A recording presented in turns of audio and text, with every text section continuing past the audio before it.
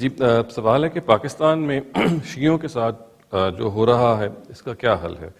دینی معاملے میں یہ کیسا مسئلہ ہے اور کوئی اس کا جواز کیسے نکال سکتا ہے؟ یہ جو کچھ بھی ہمارے یہاں ہو رہا ہے اس کی وجہ بعض وہ نظریات ہے جو ہمارے مدرسوں میں پڑھائے جا رہے ہیں، جو ہماری مذہبی تحریکیں لوگوں کو بتاتی ہیں۔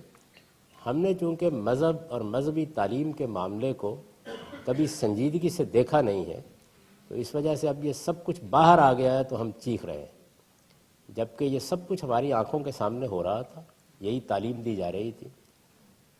ان میں سے ایک ایک چیز کو بنیاد بنا کر مسلمانوں کو اپنے آپ کو ایجوکیٹ کرنا چاہیے۔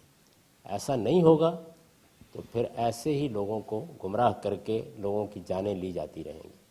اس میں جو چیز واضح کرنے کی ضرورت ہے وہ یہ ہے کہ شرک، کفر اور ارتداد اپاسٹسی، یعنی کوئی آدمی اسلام چھوڑ دے، شرک، کفر اور ارتداد، یہ اللہ کے ہاں گناہ اور جرم ہے۔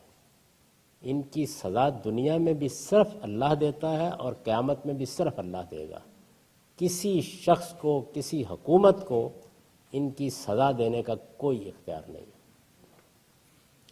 یہ بات لوگوں کے دروازوں پر دستک دے کے ہم کو سمجھانی پڑے گی، اور میں یہی خدمت انجام دے رہا ہوں۔ یعنی کسی ریاست کو بھی یہ اختیار نہیں ہے۔ ریاست کے لیے بھی قانون سازی کی بنیادیں صرف دو ہیں، ایک یہ کہ وہ حق تلفی کو روکنے کے لیے قانون سازی کرے، دوسرے جان مال آبرو کے خلاف زیادتی کو روکنے کے لیے قانون سازی کرے۔ کسی ریاست کی، مسلم ریاست کی، کسی کی بھی جورسڈکشن نہیں ہے کہ وہ شرک، کفر یا ارتداد کے معاملے میں کوئی قانون بنائے، کسی کو سزا دے، کجا یہ کہ کوئی فرد دے۔ تو ہمارے ہاں مدرسوں میں جو تعلیم دی گئی ہے اس میں لوگوں کو یہ بتایا گیا ہے کہ شرک اور کفر کا خاتمہ کرنا اور ارتداد کے نتیجے میں لوگوں کو قتل کرنا یہ اسلام کا تقاضا ہے۔ تو آپ مجھے بتائیے کہ جب یہ پڑھایا جائے گا، یہ سمجھایا جائے گا، اس کے دلائل دیے جائیں گے، تو پھر لوگ نکلیں گے اور وہ سمجھیں گے کہ ہمارے پاس اتنی طاقت ہے، ہم کر سکتے ہیں۔ ان کے نزدیک اگر کوئی شیعہ دین کے دائرے سے نکل گیا ہے، میں نکل گیا ہوں، آپ نکل گئے ہیں، تو وہ اس کو مارنا اپنے لیے جائز سمجھتے ہیں۔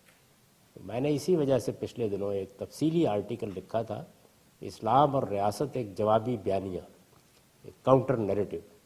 یہ جنگ میں بھی چھپا، نیوز میں بھی انگریزی میں چھپ گیا تھا، اس کو ضرور پڑھیے۔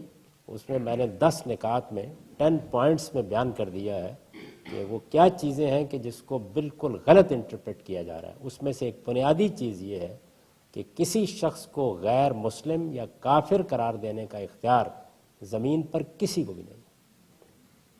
یہ فیصلہ خدا کرتا ہے، یہ اسی کا حق ہے، نہ یہ میرا حق ہے، نہ کسی ریاست کا حق ہے، نہ کسی اور کا۔